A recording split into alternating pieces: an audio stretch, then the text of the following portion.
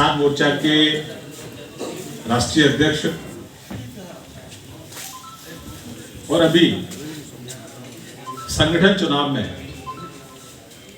हमारे साथ मिलकर उत्तराखंड और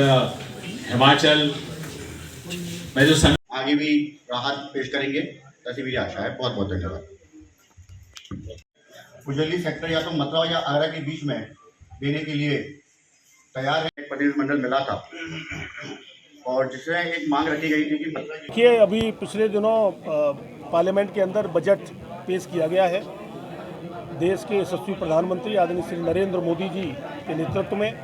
देश की फाइनेंस मिनिस्टर बहन निर्मला सीतारमण जी ने बजट पेश किया है। 2047 में भारत विकसित बने,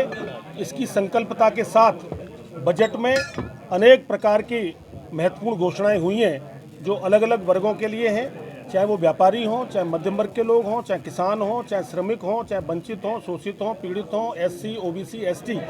सभी वर्गों के लिए एक अलग अलग सेक्टर में, चाहे वो एमएसएमई का सेक्टर हो, चाहे किसानियत का सेक्टर हो, चाहे उद्योग जगत का सेक्टर हो, चाहे फार्मिंग का सेक्टर हो, अलग अलग सेक्टर्स में, चाहे सड़कों के जाल आप देखते हैं पूरे देश में आज किस प्रकार की चर्चा होती है कि भारत में सड़कों का इतना बड़ा काम हुआ है। तो इस प्रकार एक बड़ा काम जल शक्ति के क्षेत्र में भी हुआ है। आज हर घर नल में हर घर जल की जो योजना माननीय मोदी जी ने दी है जल जीवन मिशन के अंतर्गत, तो हर घर जल भी पहुंचने का काम हो रहा है। और मथुरा और आगरा वाले हम बहुत सौभाग्यशाली हैं कि हमारे यहाँ यमुना जी है, लेकिन गंगा जल पीने को आने वाले समय में हर घर नल और हर घर जल से गंगा जल पहुंचेगा, तो गंगा जल भी हम लोग के घर में आएगा। तो एक बड़े काम बजट में अभी हुए हैं, उसी के संबंध में आज यहाँ चर्चा हुई है।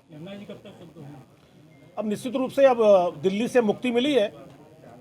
दिल्ली में मुक्ति मिली है। केजरीवाल वहाँ पे मुख्यमंत्री के रूप में उन्होंने दिल्ली का जिस प्रकार से एक दुरुपयोग किया,